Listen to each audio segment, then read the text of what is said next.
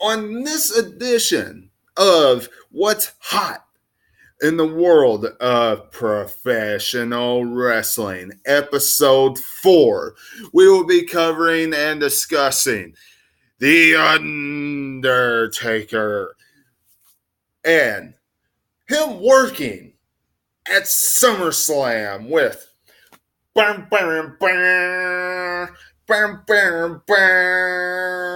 John Cena. We will be covering and discussing Dean Ambrose and his role with the WWE once he returns. All of that, plus so much more, including the AOP insanity. What is going on with them? Why haven't we seen them? What is WWE's direction with them? Why are they directionless on WWE television? All that plus so much more on this episode of What's Hot in the World of Professional Wrestling, Episode 4, right here on the channel. First off, let's dive into this show by talking about Bayley. I'm telling you, Bayley, as we know, is one of those female superstars that fans love, but WWE absolutely just writes horribly for. Absolutely writes horribly for. She is the female jobber of Monday Night Raw. I mean, she is. There's no better description for Bayley than that. According to Sportskeeda and some other websites, Bayley is about to pretty much get buried all the way throughout the summer, in my estimation, because they are reporting that she's going to have this long ongoing rivalry with the Riot Squad. Now, we have been seeing this for quite some time. Every week, Bayley and the Riot Squad. Bayley and the Riot Squad. Sasha Banks and Bayley with the Riot Squad. Tag team match with Bayley and Sasha and the Riot Squad, some form or fashion. Every week, the Riot Squad on top. This is going to continue. Now, Sasha out of the picture right now because of Money in the Bank. Bayley going to continue on this trend of this losing pattern. Not saying she's going to lose in the report, but we all know that's what's going to happen because Ruby Riott is on the fast track of making a name for herself in the WWE on Monday Night Raw. Absolutely horrible booking for Bayley. WWE should be, in my estimation, focusing on the Sasha Bayley rivalry. They should have done that. Since they didn't do anything with it really at WrestleMania, at the Barclays Center would be a great place for that matchup. It's not coming to us. We're not going to get it because of this Bayley Ruby Riott. It says Riot Squad, but it's really Ruby build. That's probably the direction, at least on Raw, that we're going to get. Whatever the case, Bayley getting buried on Monday Night Raw. The AOP, insanity. Now, as we know, Sandy was called up to SmackDown. AOP was called up to Monday Night Raw. We have not seen Sandy on SmackDown as of yet. Well, if you're at a house show, then you might have seen him. But as far as on TV, then you have not. Because I was on the Jonesboro this past Monday, and I saw them at the house show. Now, AOP, on the other hand, they made TV a couple weeks. And, I don't know. I know this isn't in the report. I don't know if it's because people complain because Paul Ellering left, and in some people's eyes, it took some of that mystique away. But according to the report, the only reason why these two teams really got brought up, a big reason, was because the Money in the Bank ladder match. WWE scrapped a tag team Money in the Bank ladder match. Now, as we know, when the Money in the Bank build started, we had teams like Fandango and the Ascension all building towards this matchup. We didn't really know why. Not really. Because they were saying, we're going to capture the Money in the Bank. What? Are you really going to stick one of these individuals in the singles Money in the Bank? That's what some of us were thinking. And other of us were thinking, well, there's a tag team Money in the Bank for you. And then all of a sudden, WWE scrapped that. You didn't see them anymore promoting tag teams outside of the New Day. So, AOP and Sanity, since this match is no longer happening, has no direction. Absolutely none. You want to see AOP? As far as I've been told by some people on the internet, you can go and watch Main Event or Superstars. Sanity, I guess you're going to have to go to a house show. But the only thing I'm going to say is, if I was WWE, I would have not brought them up if it was just for that match. I wouldn't have. There was plenty of other tag teams you could have stuck in the Money in the Bank ladder match. Plenty that you could have invested your time in building, that you frankly don't do anything with. Nothing. Zero. Sayonara. Comprende. Nothing. Instead, you bring up two teams from NXT and you make them one jobbers, as far as some of us are concerned, some of the fans are concerned, because no one knows them. And the other people, they haven't been on TV yet, so people don't know what to expect.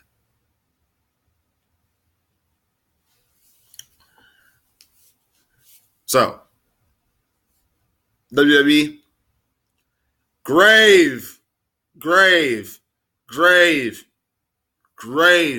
horrible mistake if that's all you're going to use them for. Jason Jordan. Now, rumor has it he's going to come up after Money in the Bank.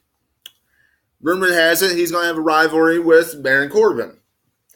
Some people might be really happy about this.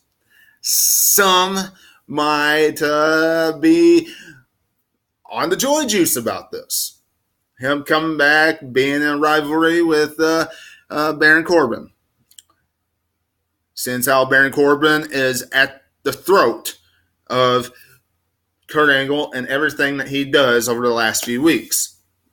However, I really think that an actual heel turn for Jason Jordan would be better. No one is buying this baby face stuff from Jason Jordan. And I get it. WWE is going to expect that the fans are going to automatically jump out of their seats and be all excited and jump for joy, blah, blah, blah, blah, blah, blah, blah. All huge reaction as soon as he comes back because he was injured. That will soon fade out. That will soon fade out. And what will happen? The fans will go right back to what it was when he wasn't injured. So maybe teaming up and joining Baron Corbin and getting at the throat of Kurt Angle and then building up a match with Kurt Angle would be best. Father versus son at either SummerSlam or Survivor Series or one of the big pay-per-views. Something like that. Plans for Dean Ambrose upon his return. Now, I know some people out there want and are as eager for Dean Ambrose to return, except they want him to return as a babyface. They want him to return as a babyface because of all the kids that love him as a babyface and all this stuff, right? Well, according to the report, it ain't going to happen. It's not going to happen. According to the report, Dean Ambrose could very well return as a heel. And that could be probably the best thing for Dean Ambrose. I like him being a lunatic. But let's see a different type of lunatic. Let's see a different side of Dean Ambrose. You know, him going absolutely crazy and the fans going nuts and all this jazz, you know, that's fine and dandy. Or him going out with when Brock Lesnar is in the ring and throwing stuff in a wagon and then walking out. Yeah, that's fine and dandy, you know, and all this stuff. Or him getting F5'd on steel chairs. Okay, you know, lunatic, you know, all this stuff. But let's see a different side of him. You know, let's see him betray his brothers of the Shield, Roman Reigns and Seth Rollins, or whoever is the champ at that time, or whoever is the champ, period, in the WWE on Monday Night Raw. It won't be Brock Lesnar. So let's see something different from Dean Ambrose. Not the same old stuff that we have seen rinse and repeat for years now. Since they've split up and went on their own. WWE, pull the trigger and make it happen. And finally, to end this edition, this episode of What's Hot in the World of Professional Wrestling, The Undertaker. There's been rumors going around that he could fight Mr. Hustle, Loyalty, and Respect himself, John Cena. Some fans probably all excited over this. Some fans probably joy juicing over this. At WrestleMania 34, we saw The Undertaker squash John Cena just like that. We've seen The Undertaker beat Rusev since then. We've seen The Undertaker be rumored to wrestle next month. And now he's supposed to wrestle at SummerSlam. So that rumor came out. And then another rumor came out that said we more than likely would see The Undertaker wrestle over John Cena. Of course, because John Cena has other stuff going on, either in Hollywood or commercials or what he has going on. You know, John Cena's busy out there doing stuff. But whatever the case, the Dead Man versus John Cena at SummerSlam would be a good rematch if we actually saw a match.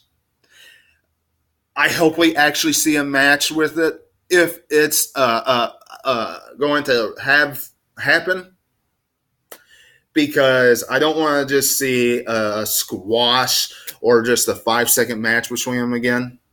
I don't want to see it. And